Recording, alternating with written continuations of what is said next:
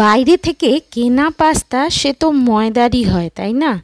কিন্তু আজকে আমি ঘরের রুটি থেকে মানে রুটির আটা দিয়ে কিভাবে পাস্তা বানানো যায় সেটাই আপনাদের সঙ্গে শেয়ার করব। চলুন তাহলে শুরু করা যাক। প্রথমে আমি একটা নর্মাল যে রুটির ডো হয় আটার, সেইটা নিয়ে নিয়েছি। নিয়ে এইভাবে গোল করে পাতলা করে বেলে নিতে হবে। নিয়ে একটা ছুরির সাহায্যে এটাকে একদম সরু সরু সরু সরু করে এটাকে এইভাবে কেটে নিতে হবে। একদম যেন সমান সমান হয় সেদিকে একটু লক্ষ্য রাখতে হবে।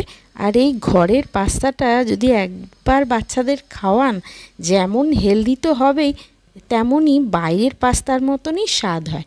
তারপরে এই যে স্ট্রিপগুলো, এগুলোকে আমি আলাদা আলাদা এইভাবে একটা একটা করে এইভাবে তুলে নিলাম। একটা ফ্রাইং প্যানে আমি কিছুটা জল গরম করতে বসিয়ে দিয়েছি। তাতে একটু নুন আর একটুখানি তেল দিয়ে দিয়েছি। দিয়ে জলটা যখন ফুটে উঠবে তখন এই পাস্তা স্ট্রিপগুলো এতে দিয়ে দিলাম। দিয়ে ভালো করে এগুলোকে বয়েল করে নিতে হবে। একদম যখন পুরোপুরি বয়েলড হয়ে যাবে তখন এটাকে একটা পাত্রে ভালো করে জল ঝরিয়ে এগুলোকে তুলে নিতে হবে। আর খানিকক্ষণ এগুলোকে একটু রেস্টে রাখতে হবে যাতে পুরোপুরি জলটা শুকনো হয়ে যায়।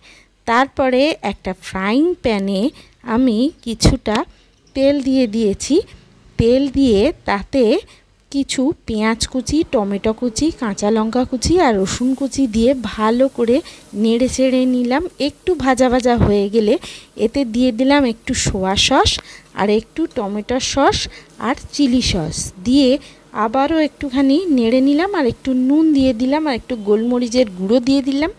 দিয়ে এটাকে ভালো করে নাড়াচাড়া হয়ে গেলে ওই পাস্তাগুলো এইতে দিয়ে দিলাম। দিয়ে ব্যাস একটু নাড়াচাড়া করে নিয়ে ওপর থেকে একটু ধনেপাতা ছড়িয়ে ব্যাস গরম গরম পরিবেশন করুন।